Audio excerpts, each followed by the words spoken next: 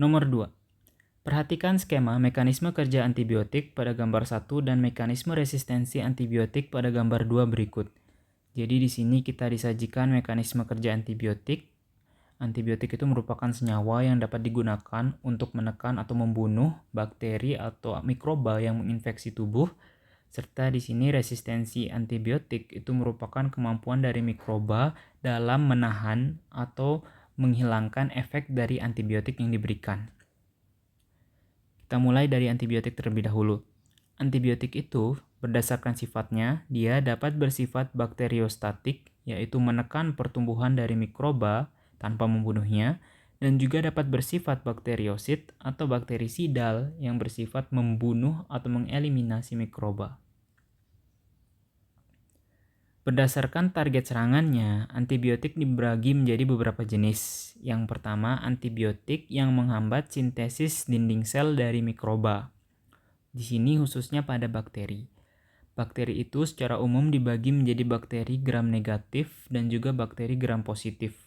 Yang dimana kedua bakteri ini dibedakan berdasarkan ketebalan lapisan peptidoglikan pada dinding selnya, yang dimana pada bakteri gram negatif lapisan peptidoglikannya itu tipis, di sini diilustrasikan hanya dengan selapis peptidoglikan. Sementara pada bakteri gram positif, lapisan dinding selnya yang tersusun atas peptidoglikan itu tebal. Di sini diilustrasikan dengan berlapis-lapis peptidoglikan. Perbedaan selanjutnya, pada bakteri gram negatif, dia memiliki dua lapisan membran, yaitu membran luar, outer membran di sini, dan juga ada membran dalam, inner membrannya di sini. Sementara pada gram positif, bakteri gram positif itu hanya memiliki satu lapis membran saja di dalam. Nah, hal ini menyebabkan antibiotik tipe sintesis yang menargetkan sintesis dinding sel ini akan bekerja lebih efektif pada bakteri gram positif.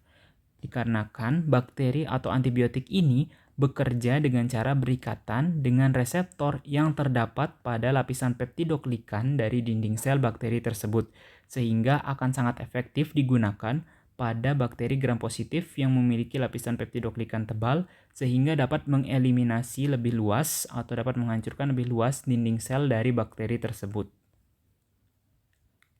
Kita lanjut ke golongan selanjutnya, yaitu antibiotik golongan beta-laktam.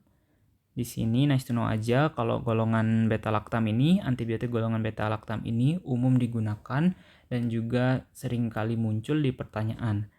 Jadi antibiotik golongan beta-laktam itu nantinya dia memiliki ciri khas berupa pembentukan cincin beta-laktam dalam mekanisme kerjanya. Jenis selanjutnya yaitu antibiotik yang menghambat sintesis protein. Jadi sebelumnya kita mesti tahu dulu di sini kalau ribosom yang berperan penting dalam sintesis protein itu memiliki dua unit umum. Yang pertama subunit yang besar, di sini ada ribosom 50S dan juga subunit yang kecil 30S. Nah, antibiotik yang menghambat sintesis protein itu nantinya akan berikatan dengan reseptor yang ada pada kedua unit ini. Yang pertama, kalau dia berikatan pada subunit yang kecil, yang unit 30S, maka antibiotik tersebut akan bekerja dengan menghambat inisiasi sintesis proteinnya. Sementara, apabila antibiotiknya berikatan pada unit yang besar, yang 50S, itu nantinya dia akan bekerja dengan menghambat proses translokasi protein, yang nantinya akan menyebabkan rantai protein yang dihasilkan dari ribosom tersebut pada bakterinya akan menghasilkan rantai yang pendek. Kita balik ke soal. Di sini ada disajikan gambar mekanisme kerja antibiotik seperti yang udah dijelasin sebelumnya. Ada yang menghambat sintesis dinding sel, ada yang menghambat sintesis protein, ada juga yang menghambat sintesis asam nukleat. Sini berkaitan dengan materi genetik. Sini yang khas itu ada rifampin yang menghambat RNA polimerase yang sangat berperan dalam proses transkripsi.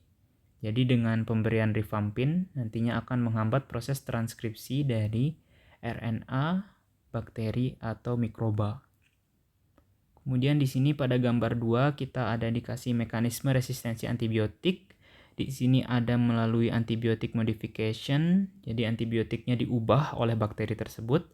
Kemudian ada melalui antibiotic degradation, di sini antibiotiknya didegradasi oleh bakteri tersebut. Kemudian ada antibiotic efflux, di sini antibiotiknya dipompa keluar oleh bakteri.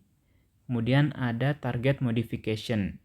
Jadi di sini antibiotik atau reseptor target dari antibiotik tersebut yang ada di ribosom, ada di dinding sel, itu diubah bentuknya sehingga antibiotik tersebut tidak dapat mengenali reseptor tersebut dan tidak dapat berikatan sehingga akhirnya tidak dapat bekerja. Kita masuk ke pertanyaannya. Nomor 1, salah satu mekanisme resistensi antibiotik adalah melalui produksi enzim dengan substrat antibiotik. Kita lihat mekanisme resistensi antibiotiknya. Di sini nih, salah satu mekanisme resistensi antibiotik itu melalui antibiotic degradation. Jadi bakteri tersebut dapat mendegradasi antibiotik. Sini diilustrasiin dia dipecah antibiotiknya. Jadi di sini mekanisme ini berlangsung dengan produksi beta-laktamase oleh bakteri yang dimana nantinya beta-laktamase ini akan mendegradasi senyawa pada antibiotik terutama yang berupa golongan beta-laktat.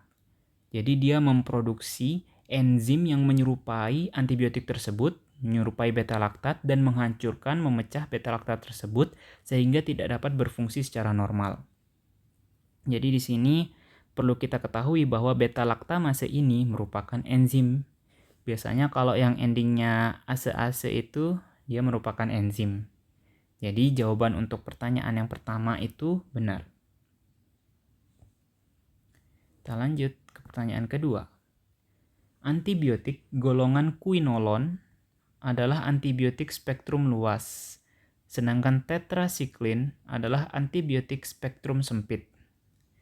Sini kalau kita mau membedakan antara antibiotik yang spektrumnya luas dengan yang spektrumnya sempit, kalau spektrum luas itu antibiotiknya dapat digunakan untuk membunuh berbagai jenis bakteri atau berbagai jenis mikroba sekaligus. Sementara kalau antibiotik yang spektrumnya sempit, itu dia hanya mampu untuk mengeliminasi atau bekerja pada mikroba dengan jenis tertentu saja. Tetrasiklin di sini menghambat sintesis protein pada subunit 30S, sementara quinolon menghambat DNA girase pada sintesis asam nukleat. Di sini kayaknya menurut saya merupakan suatu bentuk pengetahuan umum kalau quinolon dan juga tetrasiklin ini dua-duanya itu merupakan antibiotik yang spektrumnya luas, dapat membunuh atau mengeliminasi mikroba dari berbagai jenis. Sehingga di sini jawabannya kalau dibilang quinolon spektrum luas benar, tetrasiklin spektrum sempit itu salah. Harusnya tetrasiklinnya juga spektrumnya luas. Jadi jawabannya salah. Kita lanjut ke pertanyaan selanjutnya. Pemberian antibiotik rifampin akan menghambat proses transkripsi bakteri. Kita lihat ilustrasinya. Di sini rifampin itu nantinya akan menghambat RNA polimerase, di mana RNA polimerase itu berperan dalam proses transkripsi. Balik ke soal. Pemberian antibiotik rifampin akan menghambat proses transkripsi bakteri. Jadi jawabannya benar ya, karena rifampin itu nantinya akan menghambat RNA polimerase. Yang terakhir, pada bakteri anaerob fakultatif, jadi bakteri anaerob fakultatif itu dia bakteri yang bisa hidup dalam kondisi aerob atau dengan oksigen maupun dalam kondisi anaerob atau tanpa oksigen. Balik lagi ke soal, pada bakteri anaerob fakultatif itu mekanisme resistensi antibiotik yang melibatkan pompa efflux, jadi pemompaan antibiotik keluar dari sel, akan bekerja lebih efisien saat berada dalam kondisi anaerob atau tanpa oksigen. Jadi di sini jawabannya itu salah. Yang perlu kita ketahui terlebih dahulu, pompa efflux itu merupakan pengeluaran antibiotik dari sel dengan melawan gradien konsentrasi. Jadi kuncinya ada di sini. Dia melawan gradien konsentrasi, sehingga tentunya akan memerlukan energi dalam prosesnya. Jadi dalam pompa efflux, untuk mengeluarkan antibiotik dari sel bakteri tersebut, dia perlu energi. Nah, yang jadi pertanyaan sekarang, yang mana yang lebih efisien? Apakah pada kondisi aerob dan anaerob? Hal ini dapat kita ketahui melalui perbandingan produksi energinya, di mana produksi energi pada bakteri dalam kondisi aerob itu lebih besar dibandingkan dalam kondisi anaerob, sehingga apabila pompa effluxnya berlangsung dalam kondisi anaerob, di mana energi yang dihasilkan tidak lebih dari aerob, maka tentunya akan kurang efisien. Jadi kalau ditanya yang mana yang lebih efisien, tentunya pada kondisi yang memproduksi energi lebih besar, yaitu dalam kondisi aerob. Jadi jawabannya salah.